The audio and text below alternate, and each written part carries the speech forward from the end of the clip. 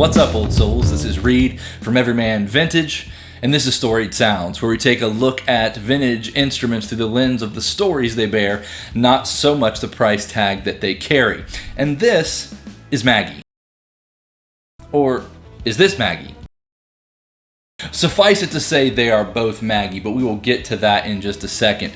You just heard a 1952 Gibson GA-40 amplifier. Now 1952 was a big year for Gibson. It's the first year they introduced the Gibson Les Paul model guitar to their product line, and as they typically did at that time, they would try to package together guitar and amp deals to drive the sales. Now in 1952 it was not only the first year for the Gibson Les Paul guitar, but it was the first year for the Gibson Les Paul model amplifier.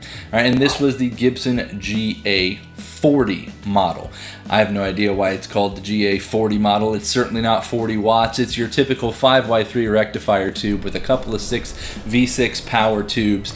But I would encourage us to avoid just thinking this is another kind of like Tweed deluxe type of a thing. It's a very different animal altogether. It is a larger box than the Tweed Deluxe. It's a redwood box, which is different, and the whole preamp section is very different. It uses different tubes, different preamp tubes than the Gibson 5E3 Deluxe did, and because of that, it just has an altogether different sound. It pushes somewhere in the neighborhood of 15 or so watts through a 12-inch Jensen Alnico speaker. This one does have that original speaker, and to be quite honest with you, prior to making this video, I had never even cracked this amp open.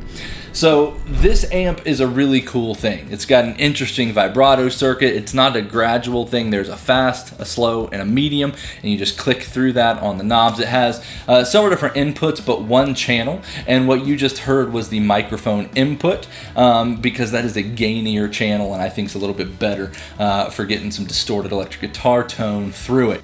Now, I also turn up the instrument volume knob as well as the microphone volume knob because I think they interact in interesting ways, and it makes it even more of a beefy sound. But these Gibson amplifiers are so cool from the 1950s, and they're very different from their much more heralded Fender counterparts. I think it's a little bit creamier, not quite as fizzy on the top end, much more round and warm, but at the same time it's got plenty of bite to cut through a mix. You know, every time I play this thing on stage, I am reminded of how well it sits in a mix. I've got lots of interesting amps and have gigged lots of interesting amps, but this one has a way of just finding its own little spot in the mix and not getting muddied up in the bottom end and kind of just becoming some mess along with the bass and the kick. It just has its own unique sound without being overly bright and without being harsh. So it's a killer amplifier, and I mean, just look at the thing, right? That grill is amazing with the LP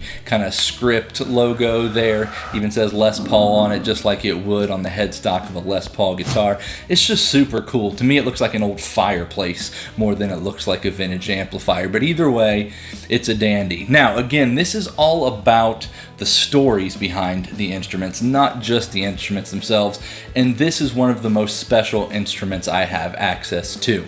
I have a very good friend of mine that doesn't live that far from me that collects vintage tube amps, and he is always turning up interesting things. And the super cool thing about him, he's super generous and kind. He's just like, hey, here's what I got.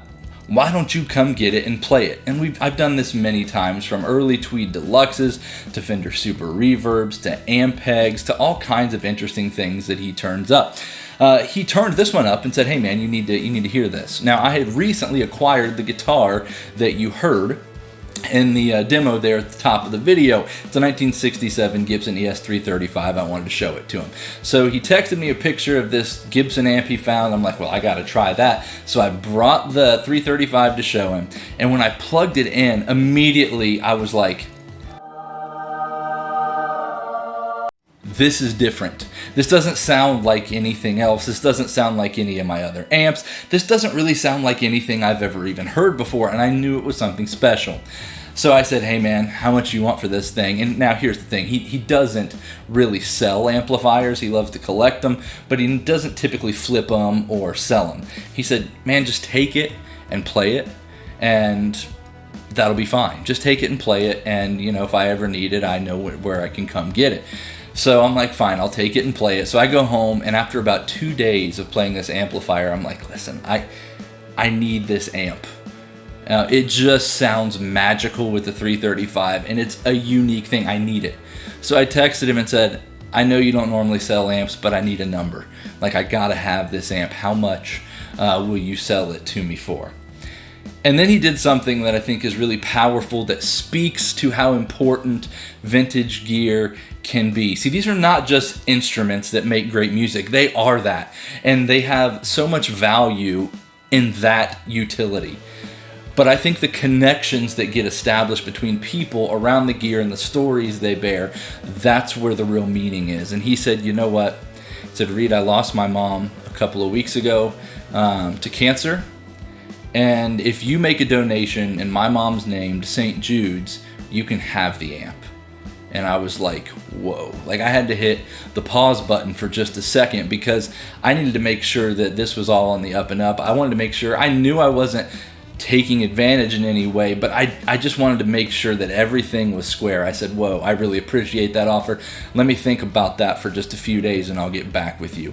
So I thought about it and thought, well, how much money would I need to donate to really do this whole thing justice and to make it right?